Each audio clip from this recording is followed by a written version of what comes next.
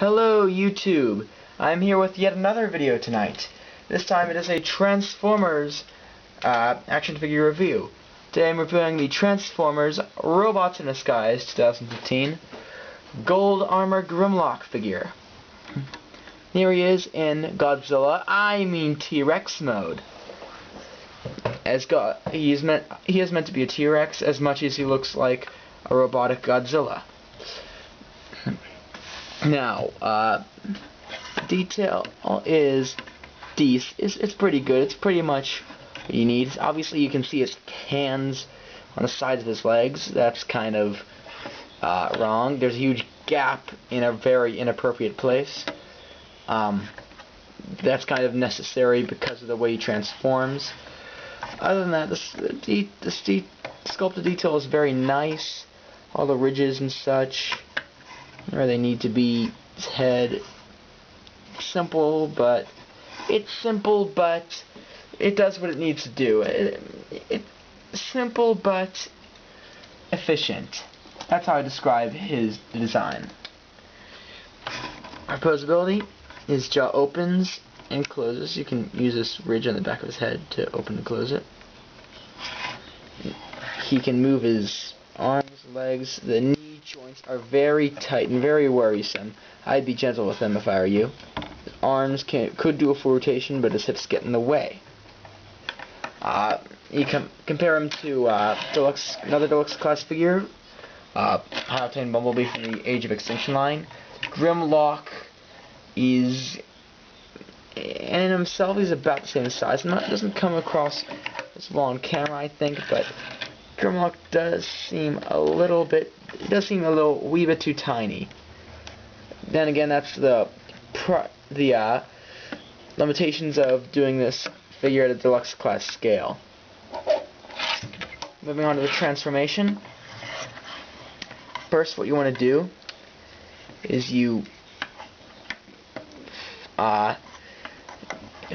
pull the legs out and push them upward slightly on this double hinge joint. Then you want to fold these forward. Fold this part is back forward too.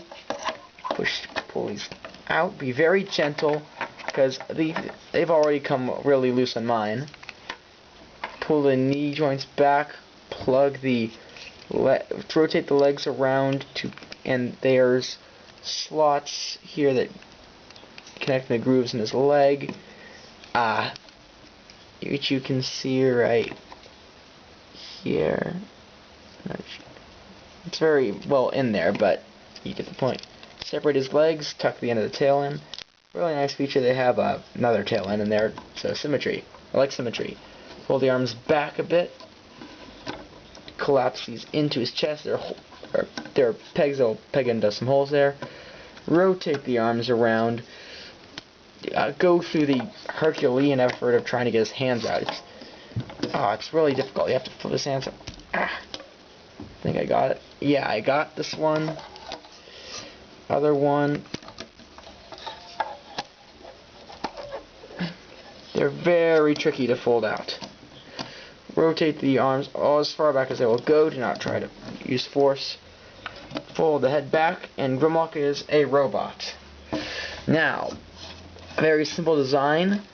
Obviously uses robots in disguise figure, but because of the color scheme and the fact that he has a remolded head, see with his faceplate and his visor, his classic faceplate and visor, he looks like he would make a decent Generation 1, at the very least Fall of Cybertron Grimlock in his robot form. So vehicle mode is it would have to be Generation 1 if you had to choose between the two, but this one is a very good generic Grimlock design on its own. It could fit in with the Classics display, maybe Fall of Cybertron display, definitely Robots in Disguise display. Very nice touch. For articulation, he has a bit of a pivot here. Arms rotate 360 degrees. Bend at the elbow on a ratchet joint. 2 points. Again, very, very loose. I'd be very, very gentle with his elbows.